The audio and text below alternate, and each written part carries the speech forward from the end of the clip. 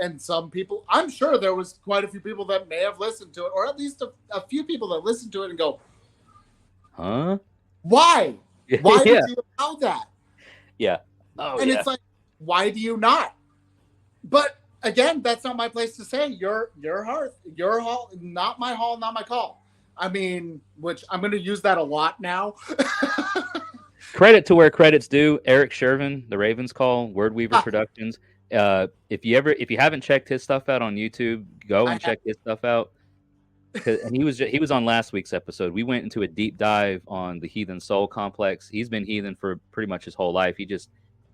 I think the majority of his life he's been heathen, but it's only been in the last like 20 years or so that he's known what to call it because right. it didn't have a name. It was just the way he was brought up. Yeah. Very old traditional Norwegian Oh, family, but oh the yeah. that's his phrase. Not my hall, not my call. Yep. So I'll always give credit to where credit is due. Check his stuff out and enjoy. If Oh, you're into heathenry, he's got a good thing going. nice. But Yeah. So, but back to it. It's just weird when I hear people say like you shouldn't be doing that. It's like, well, my question is always why. Why do you feel that way? Why should we keep things separate yeah, or whatever? It just doesn't make any sense because, like, again, doing these bind runes, I had a guy out here he works at one of the clinics I go to. Him and I have become really good friends, kind of. We're getting there, but he's he asked me to create a few bind runes for him, so I did, and then I showed him ours, and at first he was like, "Well, what's this one in the middle?" I'm like, "That's the cross." And he go, "Why? Like, why do you want to know?" And he's like, "Well, it just doesn't make any sense to me." I'm like, "Well, that's because it's for me and her. It doesn't have to make sense to you." yeah, yeah. And look, I'm the type of person where I think, at least within my heathenry, the way I heathen, okay, is that there are certain things, and there comes a certain point in time that you kind of need to keep, again, with the whole like staying in your lane thing. Oh yeah, If you're going to call something a certain thing, if you're going to execute an action and use the word to describe it as such, then know at least what the traditional context of that word is. We'll yep, use float or we'll use stumble as examples, yep, any of those particular things.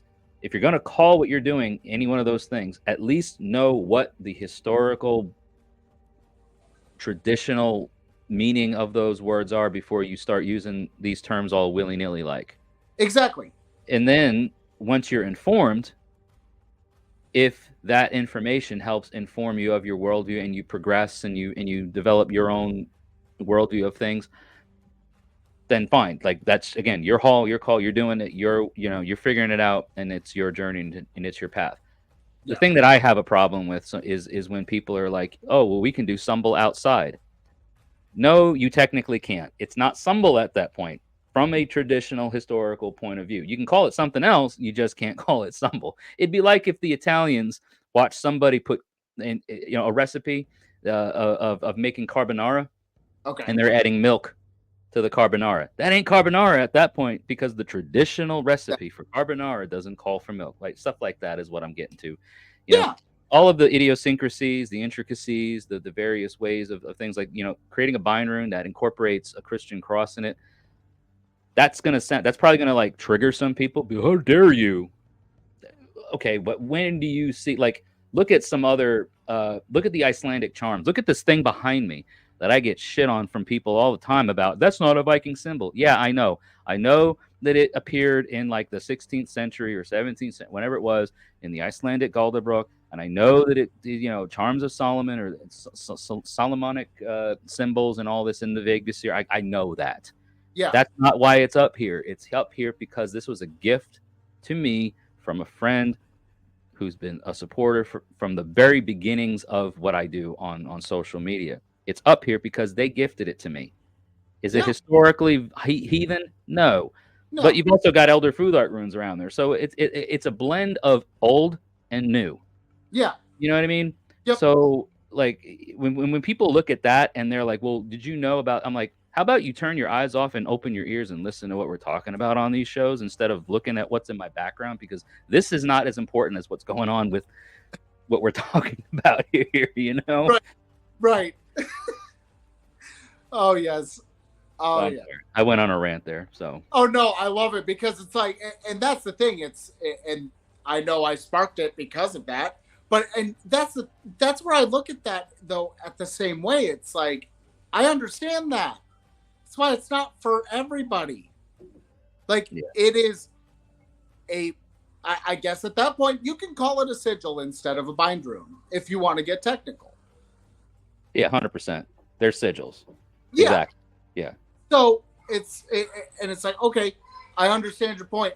It's just like a conversation I've had before with people or with a particular individual is he's going like just way off radar, and I'm sitting there going, but where's the personal practice in it though too? Yeah. Yeah. Where's Why? practice? Yeah. Why are you contesting it so much? Is it because you think that you're not doing that, or this person or that what they're not doing it because of the way a book says it should be done? Right. Who cares? Yeah.